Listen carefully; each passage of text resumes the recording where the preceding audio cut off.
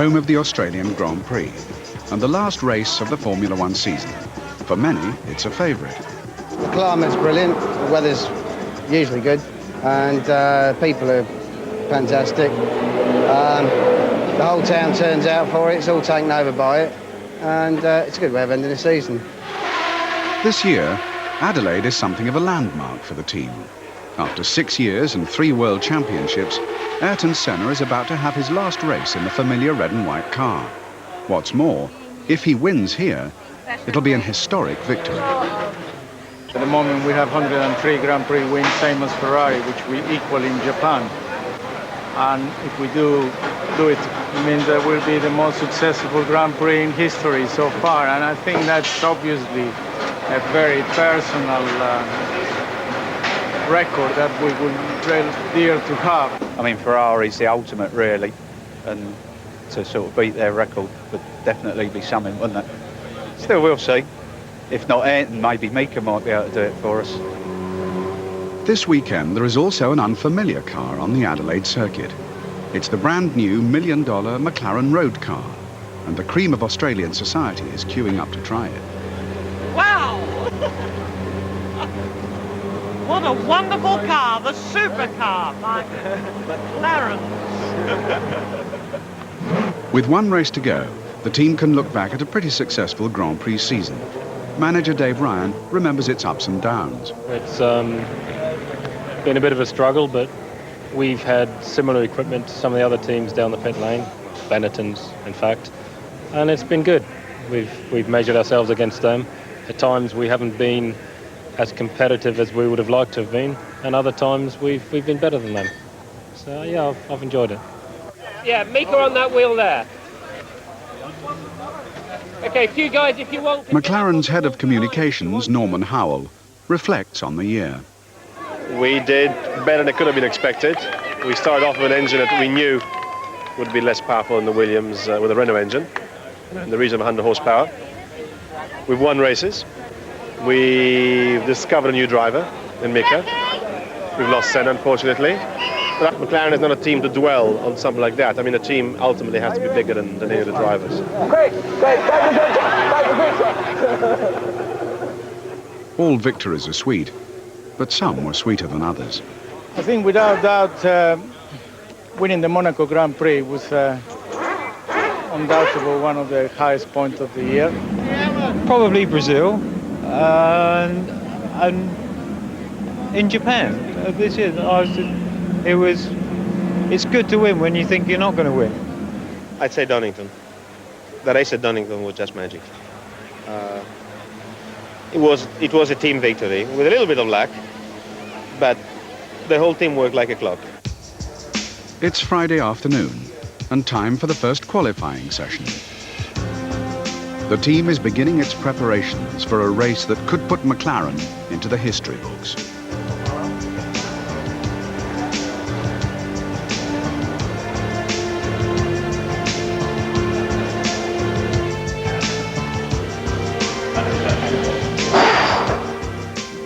We're going to have 3 laps. I have a 3-lap run and then a 4-lap run, is that correct?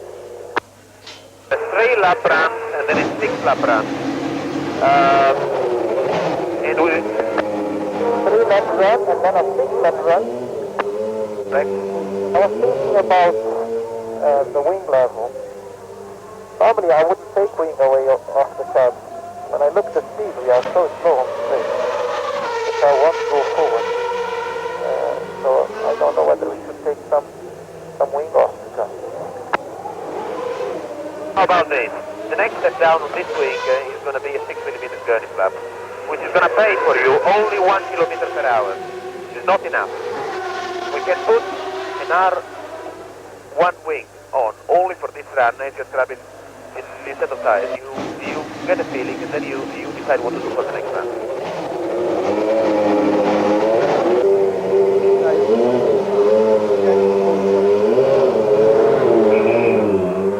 We've got 11 and a half minutes from now, but we only need 9 minutes to do this run. Steve, low drag enabled. If he doesn't like it, then gearbox switch position 4 will turn it off. On the street circuit of Adelaide, it is hard to overtake. On this track, the key to success is a place at the front of the grid. So here, a good qualifying performance is vital. Senna sets off at a blistering pace. There's soon a danger he will run out of fuel on the circuit, and the pit wall team decide to call him in. But his radio button is stuck on transmit. He can't hear his instructions and doesn't know why. Come in very slow, you're running out of fuel. Why don't you talk to me on the radio? Very slow, radio stuck on. Very slow lap. Very, very slow lap.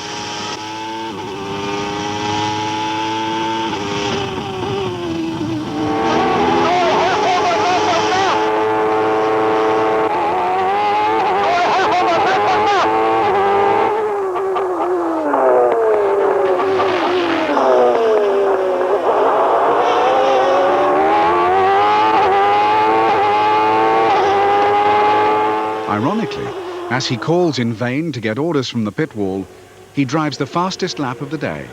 He ends the session in pole position. Just as well the radio button stuck. Quite useful, that. Jesus.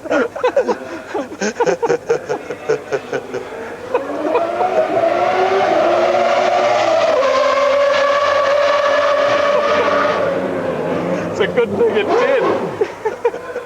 You'd have told him to come in if it hadn't been stuck.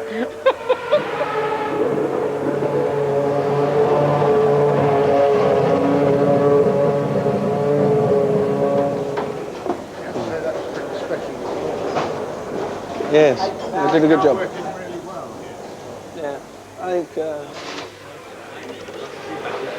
Senna's record-breaking lap is a powerful reminder of what the team will be losing.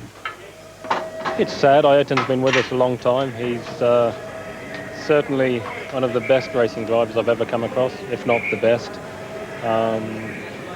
And he'll be missed, particularly when he puts that yellow helmet on and gets in the car. You know that whenever that happens, the guys out there doing a fantastic job for you.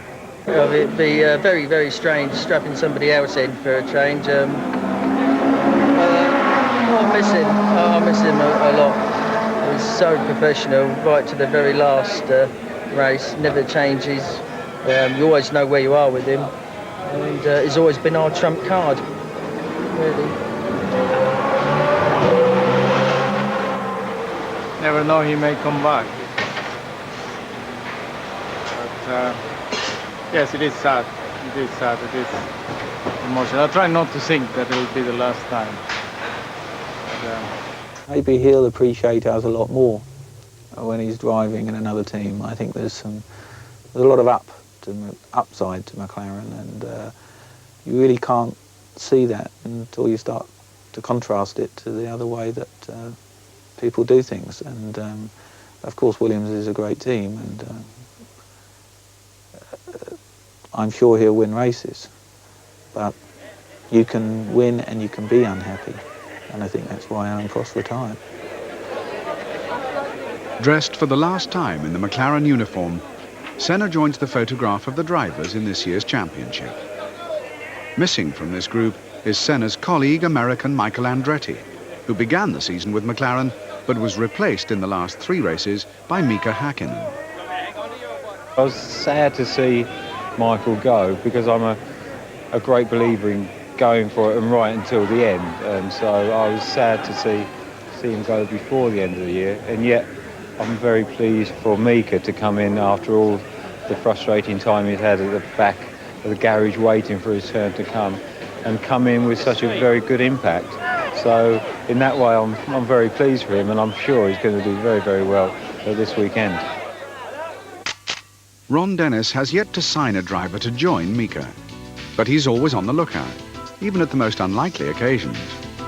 Earlier, at this fashion show, he had a chance to sound out Michael Schumacher, Benetton's star driver. The thing to do is come and talk privately one day, away from everything. See how I think. I believe really next year we see what is our team worth. if they're really a team to go for the World Championship or not. Because this year it's all developed. Now is, I think, the situation where something big has to happen to be better. And if we can do this, then it's fine. If not, after this period, I think I'm in the right time to leave. But I have a contract, and as long as the team is not changed to me, I don't want to change the situation. I want to respect the contracts. Absolutely the way to be, but at the right time. Yeah. Come and see, come and feel. That's right. I'm sure I'm going to do this. And look after yourself. Sometimes you're on the limit. You know, there's one thing that you can't replace. You know, just look after yourself. You are horrendously impressive, and. You think there's some problem coming up with me? No, I didn't say a problem. I said, well, it doesn't look like. Just look after yourself, because when you're in the car, you're controlling your own destiny. You know, and there's only you that knows where the limit is. And sometimes, from the outside, you know, just looks right on the limit. You only get one chance sometimes at that. So just look after yourself. The new boy, Mika Häkkinen, has a tough act to follow. 5 of McLaren's previous drivers have won 9 world championships between them. Mika's done an incredibly confident job in the 3 races that he's been driving for the team. He's obviously quick. He's matured very well as a result of the work that he's been involved with regarding the testing program this year. He's very committed. He wants it badly. He wants to succeed. Of course, we put him on an extremely long contract with the team, and I'm quite sure somewhere in the not too distant future you'll see Mika as a world champion. Okay, what I'm going to ask you to do on this run, the entry to this corner, this corner, this corner, and this corner, I'm going to stiffen your front to make the car more stable just through the turn-in phase by about 10%. The mid-corner and exit I'm going to leave exactly the same. Sounds good. Also, you're going to have the evaluation tyre, which is slightly softer than the tyre you've been running now. But it's also a tyre that we may consider racing. But I still want you to drive normally on this tyre. Tyre pressures on your last run needed to be up a little more, and I think that is your problem there, and possibly there. Clear.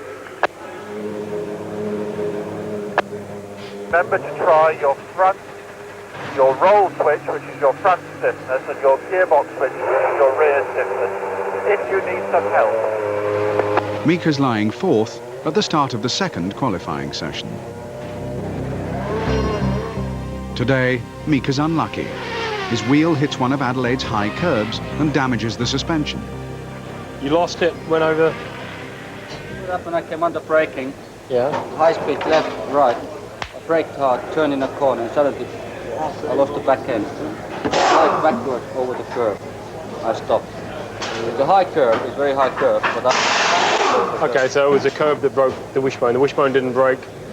I couldn't see it, but I was surprised I lost it control at that point.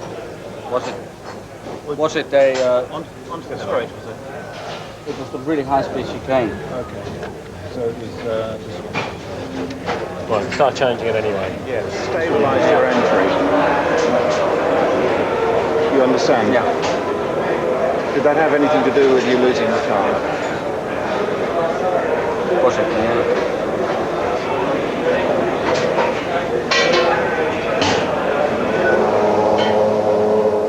In the 2nd qualifying session, no one manages to beat the lap time Senna set yesterday. Given the circuit and the circumstances, he can never have won a more important pole position. It's also the first pole position for McLaren for nearly 2 years, and the first for a Ford Cosworth engine for 10. Here we need the second day, which was the slowest day. This year we did the first day. The right day. The right day. So it means we learned. Yes. We have a very difficult task in our hands because for the race we are absolutely on the maximum, and we are not allowed to make a single mistake, be fine-tuned in the setup of the car or in the strategy during the race, in the rhythm you adopt throughout the race, overtake maneuvers, tire stops. We cannot mistake at all, and therefore that's I think a lot of pressure to get everything right on the limit, to be there and still having to fight them. Good morning, John Williams with the 9 o'clock source update on what should be a fine and mild day, although cloudy. The biggest crowd in years is tipped for today's Grand Prix. On the line from the Grand Prix office, Mike Brewer.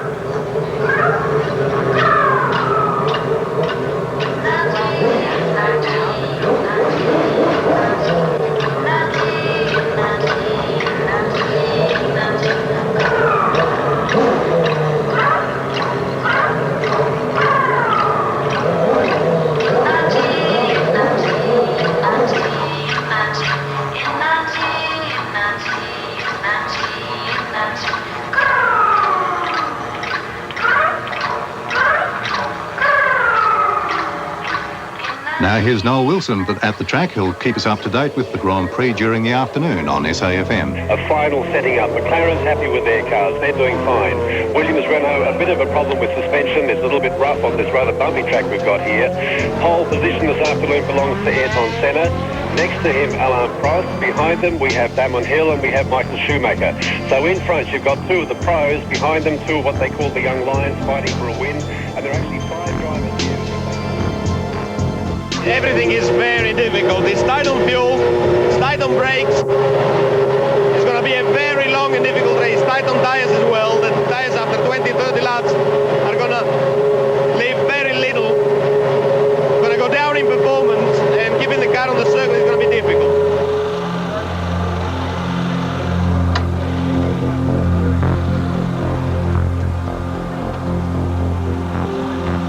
It would be nice to get a good result today.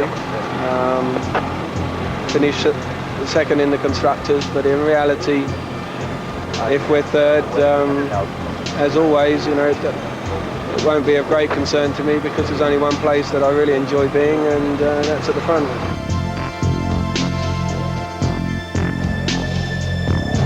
2 o'clock. McLaren's bid for a place in motor racing history is delayed by a false start. So back to the 5-minute board. No refueling. Back to the 5-minute board, please.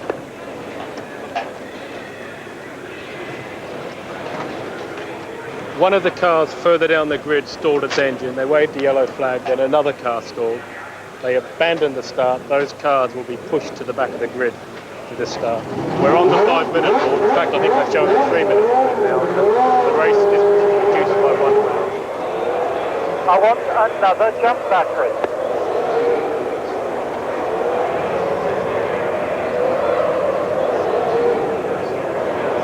Prost was creeping forward as soon as he called for first. I don't know if it is deliberate or not. May have a problem.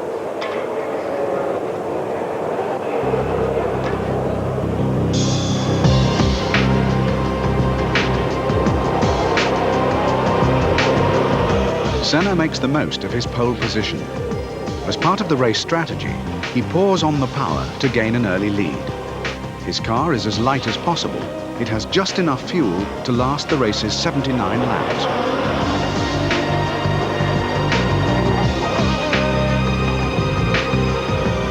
Senna's early charge burns up fuel. He cannot keep up this pace for long, or he'll run out before the end, as he did at Silverstone. 3-1, 6-0.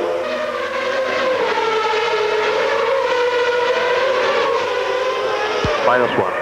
Giorgio has to work out how many litres of fuel will be left by the end of the race.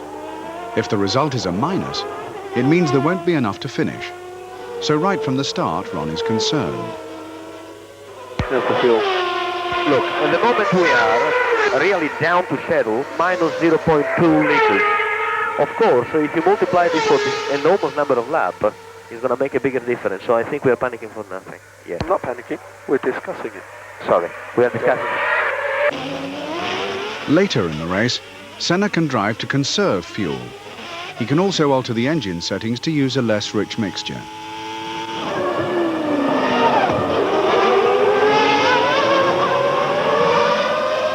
Meanwhile, there are other key decisions to be made, like when to change tyres.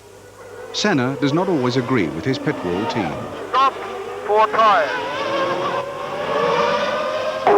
No! He's saying no. You are 4 seconds slower! Okay, what do you reckon? We try once more to stop him? The point is, at the moment, we have a 10-second buffer. We can stop by 10 seconds, still get out. Yeah, but he's got a lot of work to do, and we're light on fuel. With the lead, we can conserve fuel. Adjust it. No! Stop this lap!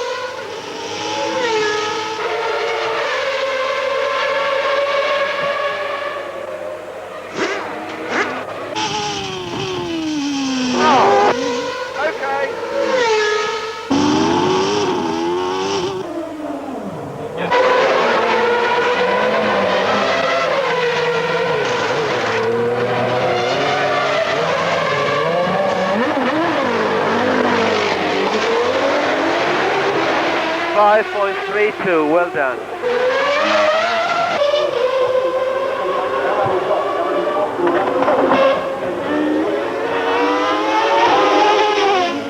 Mika is battling it out for 4th place. But after his tyre change, the team spotted something wrong with the car. You calling him in? Got a problem, got a problem. The rear wheel was full of brake fluid, a lot of brake fluid and broken bits and pieces.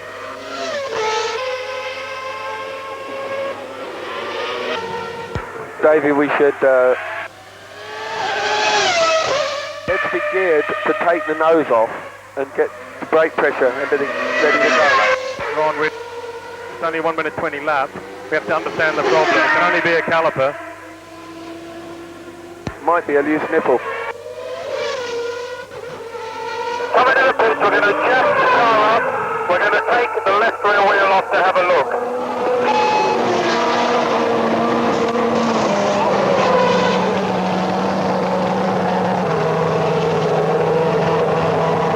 One of the crossover pipes has come loose. It's not loose, it's just leaking. Tightening it doesn't fix it. Keep his foot on the brake, it still leaks. Not a problem, Ryan. Don't worry about it. We'll lay his tyre, or tell me a set of tyres to lay out. We'll have them laid out, prepared. We'll get rid of all the Mika's stuff.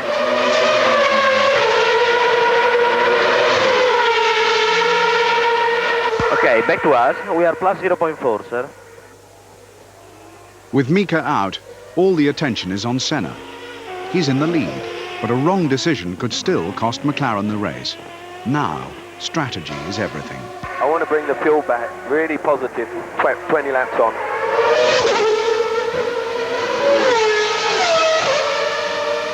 Bring it back 3 or 4, don't worry, you know, just put some, let's get the fuel back.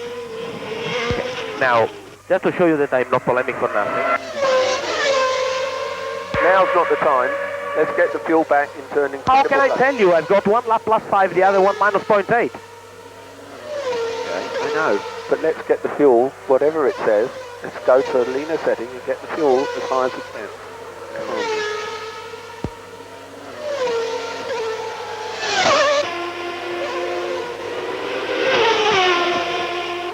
Okay, I have the information myself. We have now 1 liter more in the tank than what we should have if we were using a constant amount of fuel per lap. And I'm sure of it. So you reckon we got 5 litres? I reckon we've got 5 litres. Right, and Steve just confirmed that Giorgio is right on the button. 1.3 litres, exactly. Okay. Sorry. There are only a few laps to go. Okay, I think we can give me now mixture 1 or mixture 0. Now's the time to start saving fuel. We all agree mix 1, just to get mix 1 on the bottom. Do you want to tell him on the radio without showing the board? Yes, take it off.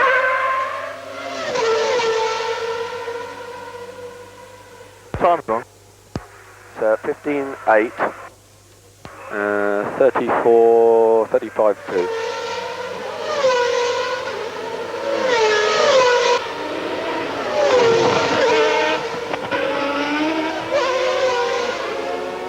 Mix 1.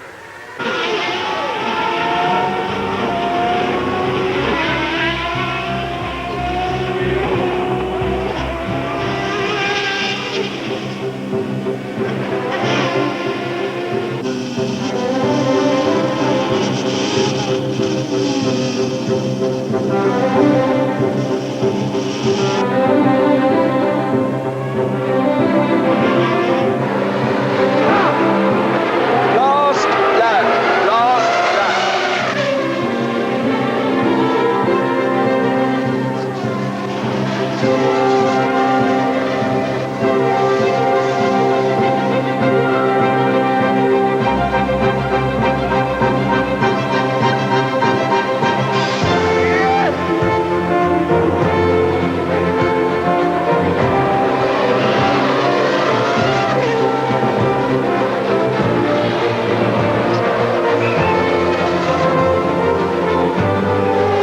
Beat the Ferrari record. That's special. We've now become the most successful Grand Prix team in history.